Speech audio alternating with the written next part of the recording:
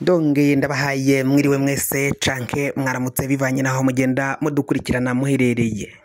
Abadukurikira muherereye mu bihugu vy'amakungu ya kure, abadukurikira muherereye mu bihugu vyo ku migabane itandukanye y'isi, mwese mudukurikira muherereye ku mugabane w'abanyamerika, abadukurikira muri ku mugabane w'abanyaburaya, mwese mudukurikira muherereye ku mugabane wa Aziya, abari ngaha mu gihugu cacu c'u Burundi, intara zitandukanye, abari mu Cankuzo mu ntara ya Bururi, Mwaro, abari Makamba, abari ngaho mu ntara ya Ruyigi, abari ngaho mu ntara ya Karuzi, mwese mudukurikira muherereye mu Rumonge, Bubanza, abari ngaho mu Kirundo, Kayanza, Ngozi, mwese muri mu Cibitoke, abari ngaha Muramvya, abari mu ntara ya Gitega mu mugwa mukuru wa politike, mwese mudukurikira muherereye muri Bujumbura Rirare, namwe muri mu gisagara c'ubutunzi ca Bujumbura, aho mudukurikirana muherereye hose, mwese ndabahaye kaze. Fyonda subscribe niba ukoresha ururimi rw'icongereza canke niba ukoresha ururimi rw'igifaransa, urafyonda sabone, amakuru ibiganiro tugenda dutohoza umwanya ku mwanya bizaje bigushika ko aho uzoba uherereye hose. Amakuru tubazaniye, amakuru atosoye, nuko umukuru w'igihugu Varisito Ndayishimiye afatanije na General Prime Niyongabo, uyu nguyu atwara igisirikari c'u Burundi, bahejeje gufata indi ngingo irungika abasirikari bagiye kurungikwa, babanje kurungikwa mu ntara ya Cibitoke, amakamyo atwara abo basirikari abajanye mu kampi ya Cibitoke, ikampi itegurirwamwo igaherwamwo abasirikari imyimenyerezo yo kuja ngaho mu gihugu ca Repubulika iharanira intwaro rusangi ya Kongo. Amakamyo arenga 17 niyo yaciye avana abasirikari ijya nino mu ntara zitandukanye, intara zose z'igihugu. Abasirikari baciye badomwa ko canke babarugwa ko aribo bazoja ngaho mu gihugu ca Repubulika iharanira intwaro rusangi ya Kongo, baciye bashikanwa, bariko barajanwa ngaho muri iyo kampi ya Cibitoke kugira ngo baje guhangana n'igisoda bavuga ko ari c'u Rwanda giherereye ngaho mu gihugu ca Repubulika iharanira intwaro rusangi ya Kongo.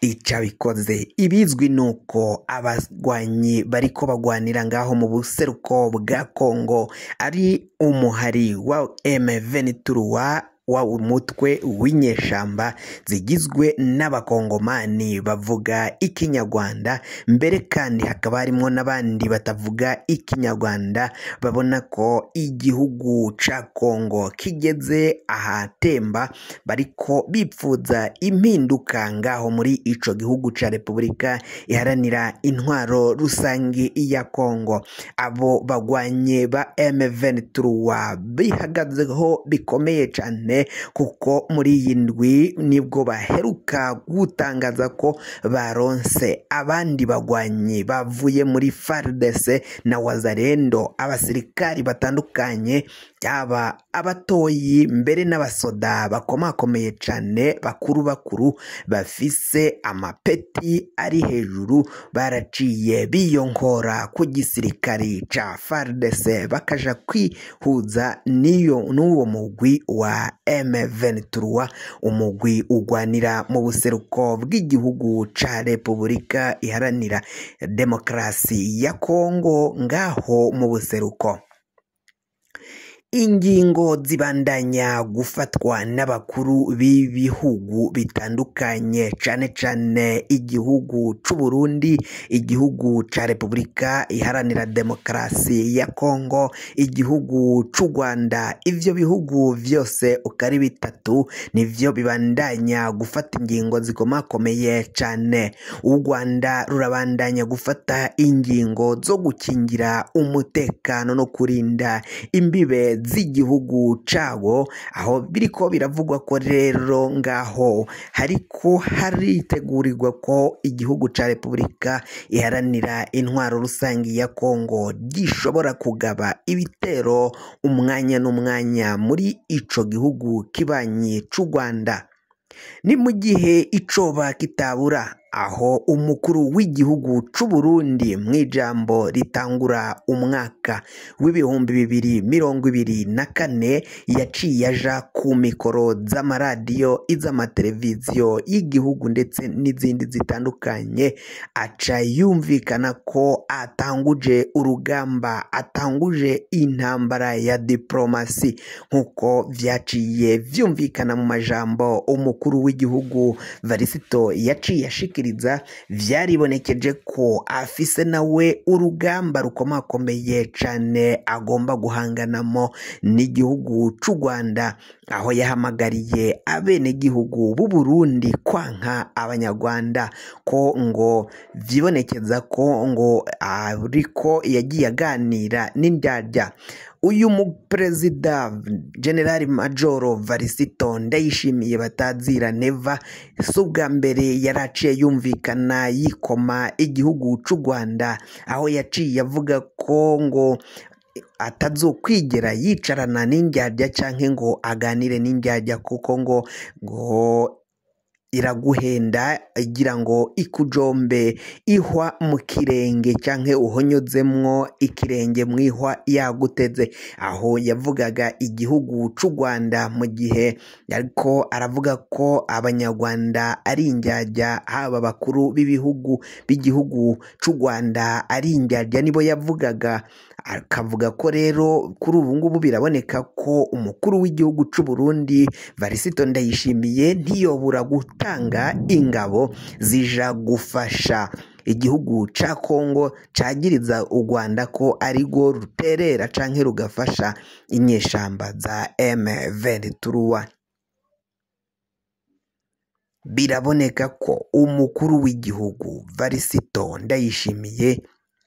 yaronse akaryo, yaronse amahigwe yaho azoja guhangana n'igihugu c'u Rwanda, kuko ngo biraboneka ko Varisito Ndayishimiye nta ngabo afise zohangana n'abanyarwanda, zohangara igihugu c'u Rwanda, nk'uko baragitinya ko coba gifise ibigwanisho mugabo bikomakomeye cane, ubuhinga bukomakomeye buteye imbere, ubuhinga bw'iyi imbere, ubuhinga bwa none mu kugwanisha ivyo bitwaro bitandukanye, haba mu kirere, ku butaka ndetse no mu mazi. U Rwanda ruri imbere y'ivyo bihugu hafi ya vyose ngaha muri Afrika. Ni rutumwa ko abanyarwanda nibarutumwa ko baraja kugarura umutekano, amahoro ijya nino muri Afrika, aho umutekano waciye ubura. Ngo bakaba babona ko rero batagize ukwihuza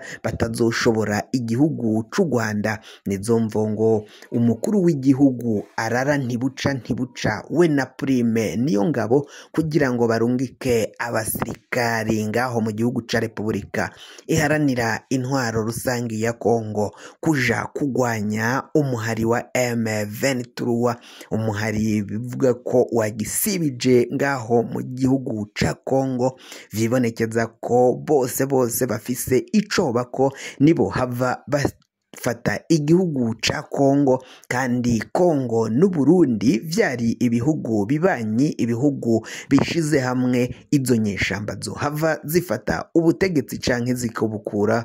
ntago uwo mubano uzosubira kuboneka, mu gihe abarundi bafashe iya mbere kuja gufasha Tshisekedi kugwanya abo bagwanyi ba M23, abagwanyi bariko bararikoroza, abagwanyi bafashe uduce twinshi cane ngaho muri Repubulika iharanira demokarasi ya Kongo, muri mu buseruko bw'ico gihugu, muri Kivu y'uburaruko, mbere kandi akaba bazototera na Kivu y'ubumanuko. fyonda subscribe niba ukoresha ururimi rw'icongereza canke niba ukoresha ururimi rw'igifaransa fyonda sabone, hama uraca uja ngaha iburyo urafyonda no kwako kantu kameze nk'agakengeri, amakuru ibiganiro dutohoza